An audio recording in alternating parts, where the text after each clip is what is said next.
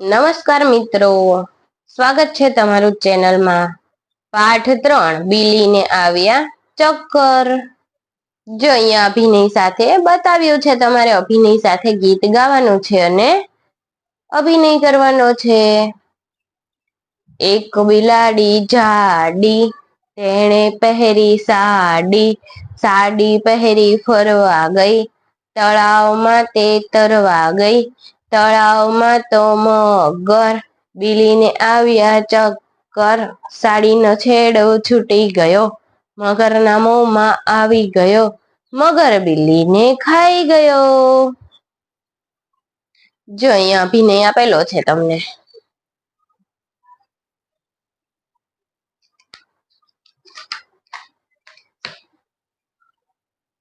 અહીંયા ક લખેલો છે, ક તમારે ઘૂંટવાનો છે। પછી વાતચીત આપેલી છે થોડીક, એ વાતચીત કરવાની છે। તમને બિલાડી ગમે કેમ? હા, કારણ કે તે સુંવાળી હોય છે। બીજું, બિલાડીનો અવાજ કાઢો, મિયાઉ મિયાઉ। ત્રીજું, ગીતના કયા કયા શબ્દ સાંભળવાની તમને મજા પડે છે? જાડી, ચક્કર। ચોથું, મગર અને બિલાડીમાંથી તમને કોણ સૌથી વધુ ગમે? બિલાડી। તમે બિલાડીની કે મગરની કોઈ વાર્તા સાંભળી છે? હા, મગર અને બિલાડીની, મગર અને વાંદરાની ઘણી વાર્તાઓ સાંભળેલી છે। પેલું, ગીતમાં આવ્યું હોય તો મ્યાઉ મ્યાઉ બોલો, ન આવ્યું હોય તો જાવ જાવ કરો। બિલાડી મ્યાઉ મ્યાઉ, વાંદરો જાવ જાવ, સાડી મ્યાઉ મ્યાઉ, કૂતરો જાવ જાવ। પ્રશ્ન 2, ગીતની પંક્તિમાં ખૂટતો શબ્દ બોલો। પેલો, એક બિલાડી જાડી, બીજું, તેણે પહેરી સાડી, ત્રીજું, તળાવમાં તે તરવા ગઈ, બિલીને આવ્યા ચક્કર, પાંચમું, તળાવમાં તો મગર। પછી જોડકા જોડવાના છે। સાડી પહેરી ફરવા ગઈ, તળાવમાં તે તરવા ગઈ, સાડીનો છેડો છૂટી ગયો, મગરના મોંમાં આવી ગયો, એક બિલાડી જાડી, તેણે પહેરી સાડી, અને અહીંયા બધીએ બ બ લખી દેવાનું। પછી ચિત્રને આધારે જવાબ દેવાના છે। આ બધા છોકરાઓ છે, એને હાથ પાછળ છુપાડેલો છે ને પાછળ કઈ સંખ્યા છે એમ પૂછી રહ્યો છે। પેલું, કુલ કેટલા છોકરાઓ છે? 3। બીજું, છોકરીઓ કેટલી છે? 4। કેટલા છોકરાઓ ઊભા છે? 2 છોકરા। ચિત્રમાં શું શું છે? બાળકો, ફૂલ, છોડ, ઝાડ, ઘર અને પક્ષી। ઉભેલા છોકરા શું કહેતા હશે? છોકરાના પાછળના હાથમાં કેટલી સંખ્યા છે એવું પૂછે છે। 6, ચિત્રમાં છોકરા શું રમતા હશે? સંખ્યા સંખ્યા, અ એવું તમારે ઘૂંટી દેવાનું છે। ત્યારબાદ વાર્તા સાંભળો ને કહો। એ લાકડી છૂટી, એક તળાવ હતું, તળાવમાં એક કાચબો રહે, તેને બોલ બોલ કરવાની ટેવ, કોઈ ન મળે તો એકલો એકલો પણ બોલ્યા કરે। એકવાર માનસરોવરના 2 હંસો તળાવ પાસે આવ્યા, એમને પાણીથી ભરેલું છલોછલ તળાવ ગમી ગયું, એ તો તળાવ કાંઠે જ રહી ગયા। પેલા લપલપિયા કાચબા હંસો તો સાથે ભાઈબંધી થઈ ગઈ। કાચબો હંસો સાથે ફરવા જાય, તરવા જાય, કાચબો વાતો કહ્યા કરે અને હંસો વાતો સાંભળ્યા કરે, કેમ કે કાચબો કેવો હતો? લપલપ્યો। ઉનાળો આવ્યો એટલે હંસો માનસરોવરમાં જવા તૈયાર થઈ ગયા। કાચબાને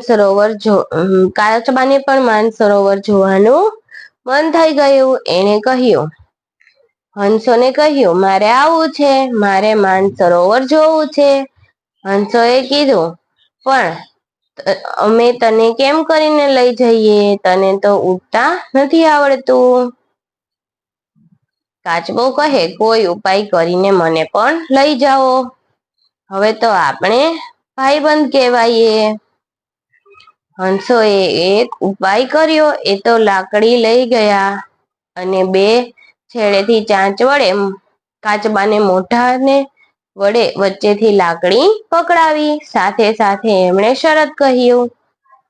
કાચબાને કહ્યું, બોલ બોલ કરવાની ટેવ ભૂલવી પડશે. ખબરદાર, જો તે મોઢું ખોલ્યું છે તો. જો ચિત્રની અંદર તમે જોઈ શકો છો.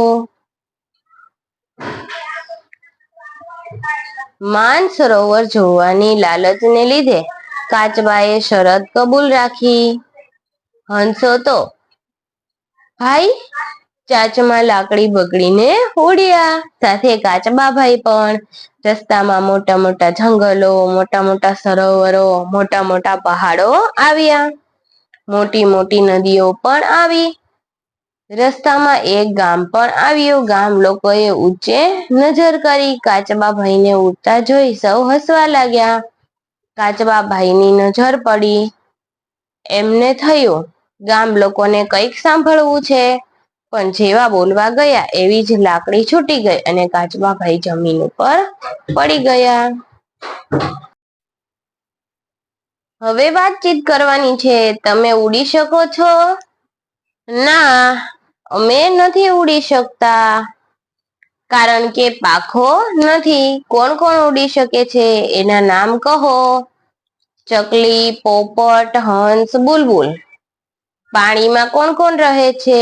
માછલી અને કાચબો. તમે કાચબાને બીજી કોઈ વાર્તા સાંભળી છે? કઈ? સસલું અને કાચબો બંને રેસ લગાડે છે. ખબર છે? એ વાર્તા જાણીતી છે, સાંભળેલી હોય તો. પછી રેસમાં સસલું પાછળ રહી જાય છે, ઊંઘી જાય તો, ને કાચબા ભાઈ આગળ નીકળી જાય છે. હોઠ ખોલ્યા વગર કાચબો, હંસ અને લાકડી. બોલો, આ તમારે અભિનય કરવાનો છે. વાર્તામાં આવેલા શબ્દની બાજુમાં સાચું અને ન આવેલા શબ્દની બાજુમાં ખોટું કરો. સરોવર, ખબરદાર. કાગડો નથી આવેલો. કાદવ નથી આવેલું. શરત, જંગલ અને છલોછલ આવેલું છે. હંસ બોલ્યો, તેવા ખાનાની અંદર એક લખવાનું છે. અને કાચબો બોલ્યો, એવા ખાનાની અંદર બે લખવાનું છે. મારે માનસરોવર જોવું છે. આ કોણ બોલે છે? કાચબો. તો કાચબો બોલે, એમાં શું લખવાનું છે? બે. તને ઉડતા નથી આવડતું. હંસ.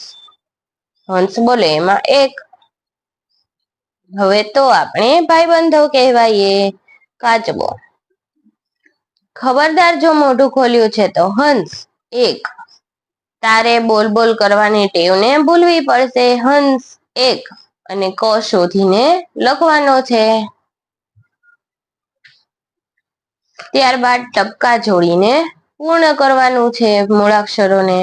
જો આવી રીતે ટપકા જોડી અને પૂર્ણ કરતું જવાનું અને લખતું જવાનું. અ સોરી ક, બ, અ, છ, એ અને આ. પછી અહિયાંથી બ શોધી કાઢવાના છે. એની નીચે અંડરલાઈન કરી દેવાની, બની નીચે. ત્યારબાદ ઉદાહરણ મુજબ લખો. ગા મા ના જા. ગા મા ના જા. એવી રીતના ગે, મે, ને, જે. વા રા સા દા. વે રે સે દે. અ બ અ છ. કા બા આ છા. કે બે એ છે. ક બ અ છ. કા બા આ છા. કે બે એ છે. અને આમાંથી અ શોધી કાઢવાનો છે. અંડરલાઈન નીચે કરી એમાંથી અ શોધી લેવાનો.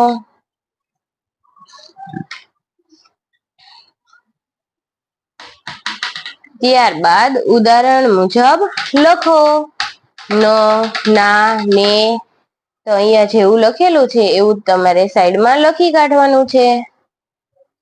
ત્યારબાદ છ, તો છ ને શોધવાનો છે. છ ની નીચે અંડરલાઈન કરી દેવાની. ચિત્ર સાથે શબ્દ જોડો. બરણી, કાબર, અનાનસ, છત્રી, આગબોટ અને એક. અને અહીંયા બધી કે લખેલું છે એમને જોડી દેવાનું.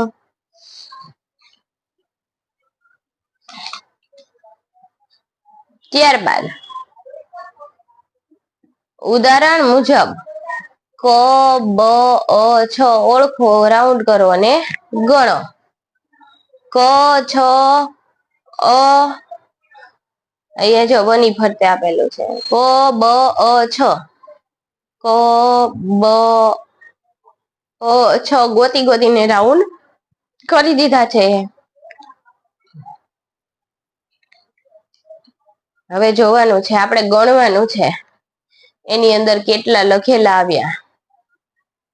વ 3, ક 4, બ 5, અ 3, છ 4. આવી રીતે ગણતું જવાનું અને લખતું જવાનું. ત્યારબાદ ક ની ફરતે રાઉન્ડ. કમર. ક વાળા શબ્દ લખવાના. બટન, ટબ, અહીંયા તો અજગર, અમર. છ, અછબડા, છત, છત, છગન અને છત્રી. અહીંયા બને માત્ર 2. ત્યારબાદ આકાર આપણે આવજે, આભ, આકાશી. એરણ, એકતા, એકનાથ, એક અને એરાવત. ત્યારબાદ શબ્દ વાંચો અને સમાન શબ્દ સાથે જોડો. એરણ, છત્રી, આગબોટ, કમળ, બરણી અને અનાનસ. નમૂના મુજબ એક માત્ર વાળા શબ્દની ફરતે ચોરસ કરો. 2, વે એક માત્ર હોય એની ફરતે ચોરસ કરી દેવાનો અને ના હોય તો નહીં કરવાનું. કેમ અને જમે. જોડો અને રંગ પૂરો. આ કાચબાભાઈ ની અંદર મસ્ત મજાનો તમારે રંગ પૂરી દેવાનો છે બાળકો. અને માત્ર એ.